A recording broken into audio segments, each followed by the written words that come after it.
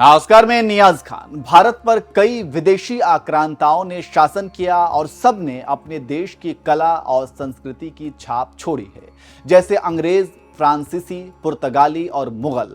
हम इन चार की बात इसलिए कर रहे हैं क्योंकि इनकी धमक भारत में ज्यादा दिखती है, लेकिन कुछ और भी भारत में शासन किए जिनकी निशानियां आज भी दिखती हैं। देखिए ये रिपोर्ट।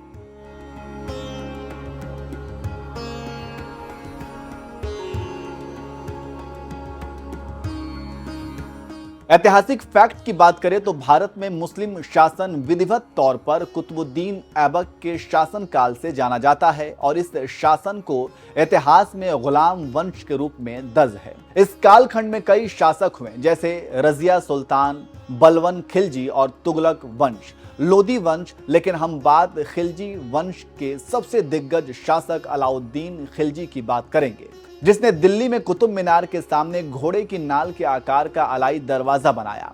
आज हम इसी बात पर बात करेंगे कि आखिर अलाउद्दीन खिलजी ने अलाई दरवाजा का निर्माण कुतुब मीनार के सामने क्यों किया और इसकी चर्चा आजकल क्यों हो रही है।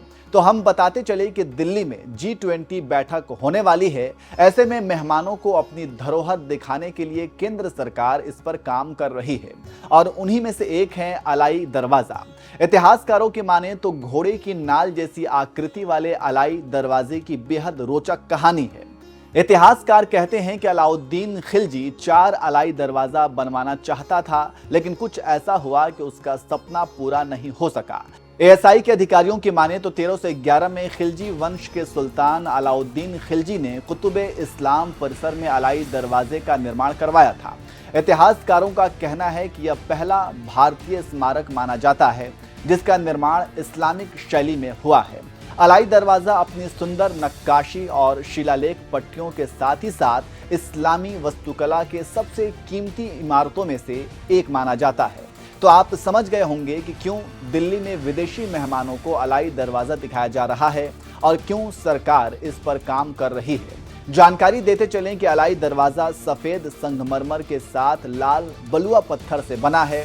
ये दरवाजा कुतुब मीनार के सामने का मेहराब घोड़े की नाल के आकार का है, जो भारत में पहली बार बनाया गया था। इस पर तुर्की शैली से नक्काशी की गई है, जबकि खिड़कियों में संगमरमर की जाली लगी है। सतह की सजावट में आपस में गुथे हुए फूल टेंड्रिल करते हैं और इसे 3 दरवाजों पर एक जैसा डिजाइन किया गया है।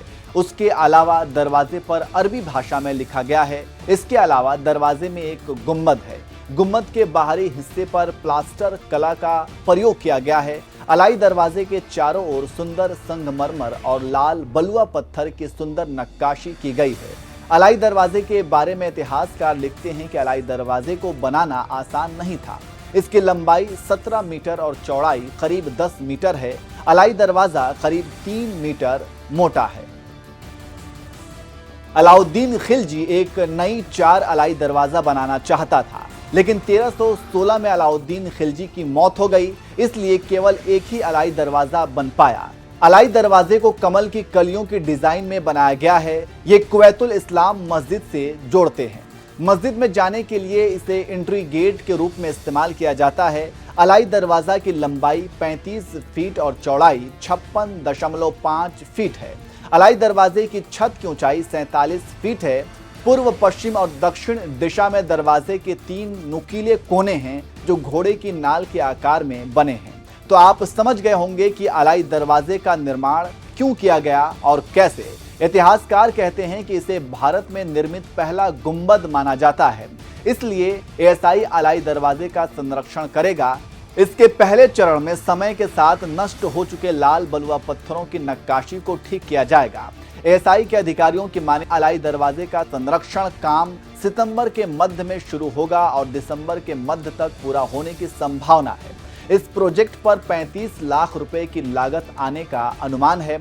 शुरुआत में दरवाजे पर जहां भी नक्काशी फीकी पड़ गई है उसे फिर से डिजाइन किया जाएगा। पहले चरण के दौरान जमीन से 5 फीट ऊपर तक का काम किया जाएगा, जबकि अगले चरण में जमीन से 8 से 10 फीट ऊपर तक का काम शामिल किया जाएगा। इस तरह से इसको फिर से सरकार ने धरोहर की लिस्ट में डाल दिया है। इससे आप समझ सकते हैं कि सरकार ने क्यों ऐसा फैसला लिया है और इसका कारण क्या है।